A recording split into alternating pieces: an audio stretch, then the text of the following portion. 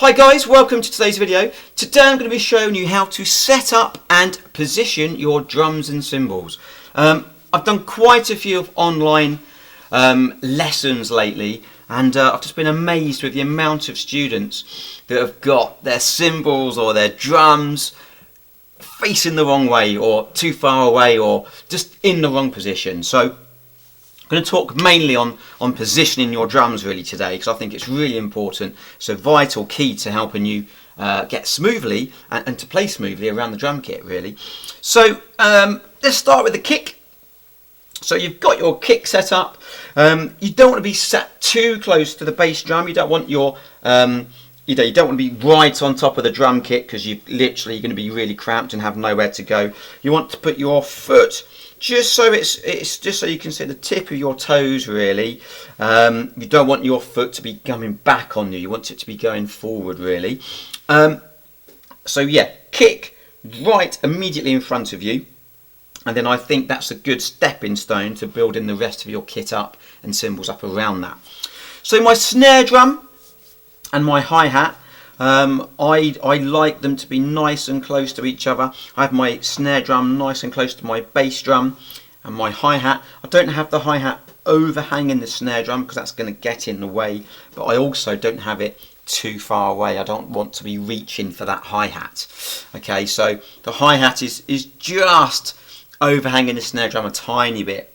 Okay, also I don't like it too high, because I feel that I'm playing up here, and also again don't want it too low because I might kind of run the risk of hitting my sticks more.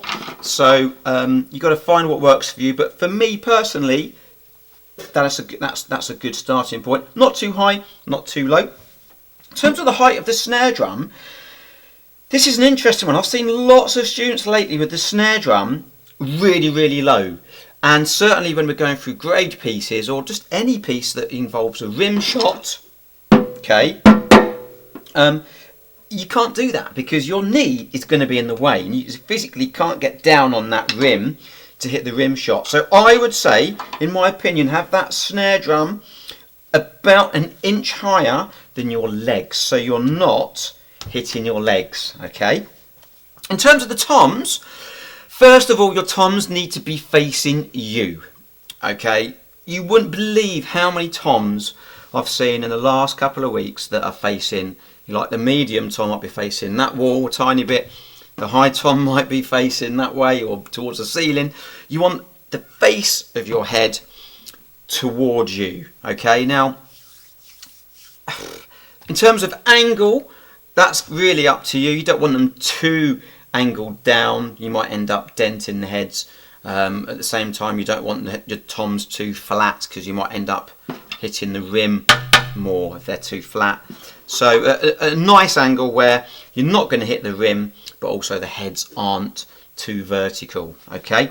And again, like the hi-hat snare, I position these nice and close together. Okay, I taught a student a few years ago and his floor tom was literally here. He had a massive gap between his leg and the floor tom, and I just think you're just wasting time. If your floor tom is over here or your high tom is over here, when you're going around the kit, you're wasting valuable time trying to get to that tom. Okay, so for me, I want my toms to be nice and close together. You don't want them so they're touching. That's just you know, that's too close. But nice little gap, but nice and compact, so you can get around the drum kit nice and easily. Same with your cymbals. Okay, I've seen lots of cymbals where they have been really vertical or way too vertical. Okay, with that you can't crash the cymbal. You're going to be using the tip of your stick, which is going to give you a ting kind of sound, which is great if you're playing on the ride or you want that kind of sound on your cymbals, but have your cymbals more kind of flat, and if you want to play the tip on top, you just have to play your arm higher, okay? But generally your crashes, you're going to want to be playing with the shoulder of the stick, so you want that crash to be more level. Okay, you don't want it too flat. If your cymbal's too flat, you run the risk of literally just hitting the side, and over time with lots of volume you could easily go on to crack the cymbal.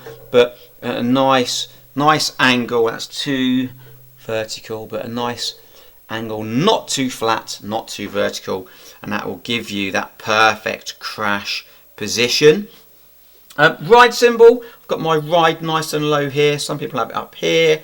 Just depends on your personal preference really where you have it. But again, I don't play the kind of music that involves crash in my ride. So for me, I keep my ride cymbal slightly more vertical than my crash is. So it just enables me to use the tip of my stick. And I can also hit the bell comfortably as well. Okay, so I hope you have found this video useful. If you have, please like this video and subscribe to my channel, and there'll be lots more of this kind of stuff to come. Thanks for watching.